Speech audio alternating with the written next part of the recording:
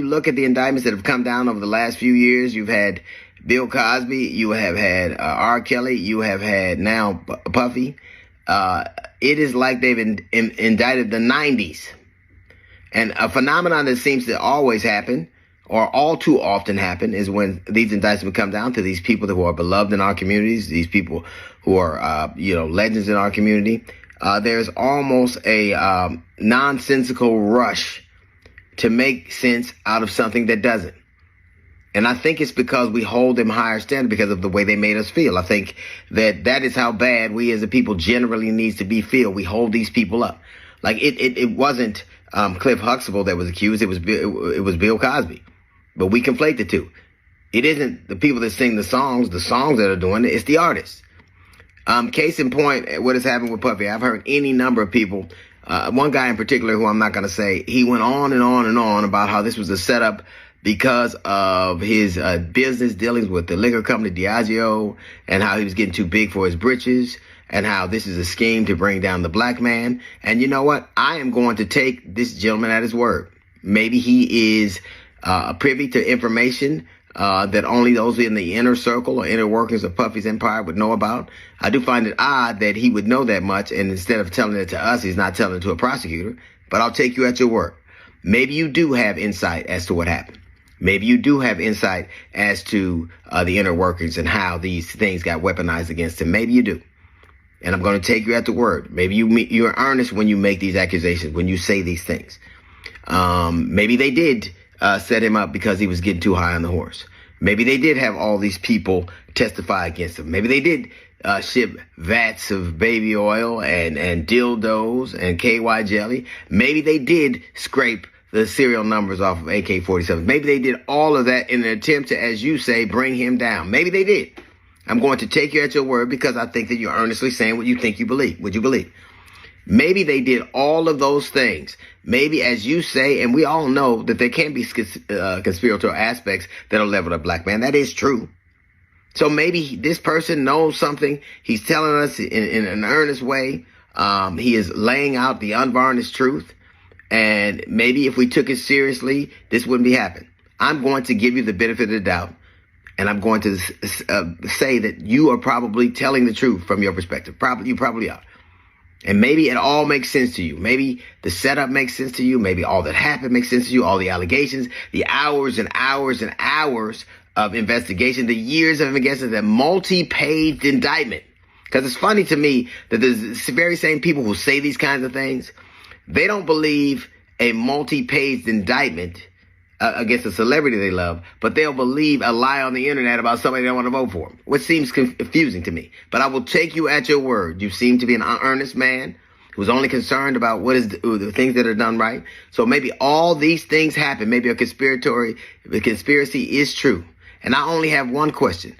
Which one of those conspirators beat the shit out of Cassie in that hallway? Which one of them? Which one of his business dealings? Which one of those people he was in business with? Which one of those people who were trying to bring him down beat that girl and kicked that girl and dragged her by her hair? So if that is your stance and all those other things are true and they did all those things, we need to get the dude who brutally beat the shit out of that woman in plain sight. That's a little note from the GED section. Got a jazz report coming up in 15 minutes. It's the D.L. Hughley Show. And most pointedly, for you low vibration Negroes, let me be very clear. He is not being charged with domestic violence against any woman. He is not being charged with a federal crime for stomping out Mrs. Casey Ventura. And I'm sorry that happened to that young lady. No woman should ever suffer that type of abuse at the hands of a man. His major sex crime in the federal case is not the freak-offs. It's not beating on women. The sex crime against Puff Daddy in the federal case is the transport of women across state lines for sex. Let me say it again. It is not domestic violence. It is not pedophilia. I'm going to say it again. Sean Puffy Combs' federal charges have little, if anything, to do with domestic abuse or pedophilia.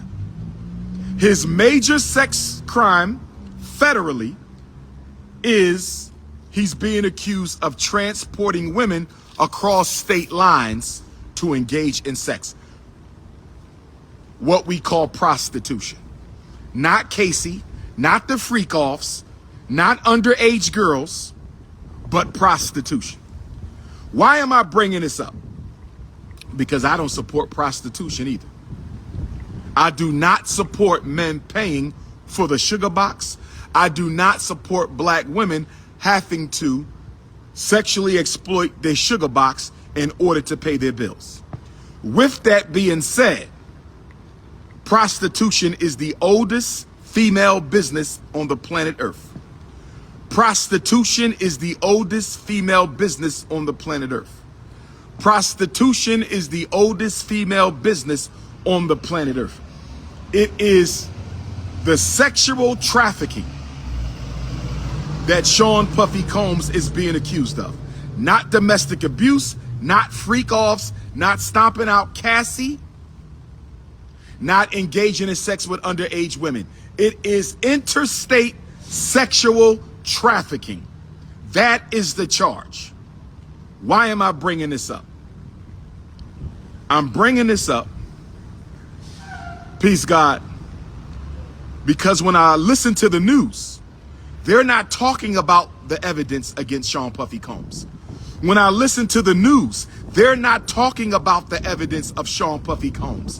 When I listen to the news, I have yet to hear anybody give me a specific piece of interstate sex trafficking evidence against Sean Puffy Combs. I'm going to say it again.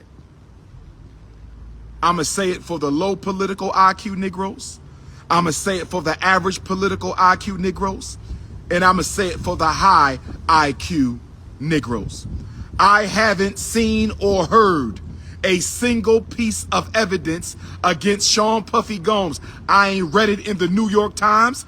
I ain't read it in the Philadelphia Inquirer. I ain't heard it on CNN. I ain't seen it on headline news.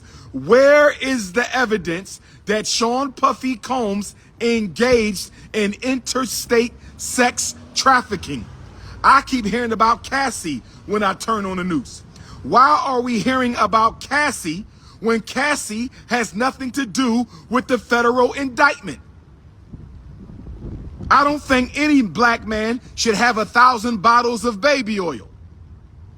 I don't think any black man needs 1,000 bottles of baby oil. But I haven't seen anywhere in federal law where owning 1,000 bottles of baby oil is a federal crime. Brothers and sisters, are you with me so far? Brothers and sisters, are you with me so far? Do you understand, overstand, and understand what the most requested black scholar in the world is saying right now? Do you understand and overstand and understand what the most requested black scholar in the world is saying right now? Do you understand, overstand, and understand what the premier Pan-Africanist on the planet is saying to you right now? Baby oil is not a federal crime. Stomping out Cassie, he was not charged with a crime. The freak-offs are not crimes. So why do we keep hearing about Cassie? Why do we keep hearing about baby oil? Why do we keep hearing about freak-offs? Where are the federal charges, and why are the charges being sealed? Why did the feds seal the charges against Sean Puffy Combs? I'm going to tell you one reason why the feds sealed the charges against Sean Puffy Combs. One of the biggest reasons they sealed the charges against Sean Puffy Combs is because the evidence is probably weak. The evidence is probably weak. And because the evidence is probably weak that he is guilty of interstate sex trafficking, and because the evidence is probably weak that he is guilty of interstate sex trafficking, they had to seal the charges. They had to hide the charges from you and I. They had to hide the charges from you and I long enough for the public execution to be carried out. Are y'all listening to me right now? For all my political scientists, I need y'all to listen to me. Most black people are too emotional to engage in a rational, logical argument about this situation. Most black people are too emotionally immature and politically uneducated to engage in a rational conversation about this topic. So I am only talking to Africans with a high EQ and a high PIQ. Only if you have a high emotional IQ and a high political IQ, I'm talking to you. The emotionally uncontrolled and undisciplined Democratic and Republican Party plantation slaves, this is not for you. My feminists, this is not for you. Beta males, this is not for you. Why is it that the charges are not being disclosed? Because they need Sean Puffy Combs like Bill Cosby, like R. Kelly, and R. Kelly very well may have been guilty. But we know R. Kelly is not in jail for sex crimes. R. Kelly is in jail because he didn't want to sell his publishing and his masters to a certain company. And Bill Cosby went to jail because he didn't want to let the oil company drill under his house in Massachusetts. One thing is for certain, two things is for sure. Sean Puffy Combs is not in jail for sex crimes. He may be guilty of sex crimes, but he's not in jail for sex crimes. He may be guilty of sex crimes, but he's not in jail for sex crimes. The reason the charges are sealed is they are weak, but they still need Puffy's reputation to be completely destroyed. So even if he beats the charges, nobody will ever allow him on a respectable platform again.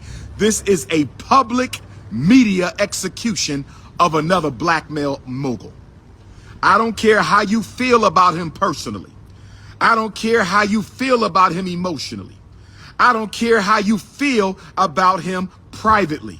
The reason I'm speaking up, out and against the lynching of Sean Puffy Combs, the reason I'm speaking up, out and against the public execution of Sean Puffy Combs isn't because of Sean Puffy Combs. I don't know that man. I've never met that man. I can't say anything about that man. But I do know there's about 20 million black men in America. I do know that. I do know there's about 20 million black men in America who can't afford the lawyers that Puffy can afford, who can't afford the publicists that Puffy can afford, who can't afford the legal defense that Puffy can afford. So I'm not speaking out for Sean Puffy Combs per se. I'm speaking out for all black men, because any black man can be unfairly charged and unfairly executed in both the public court and the legal court.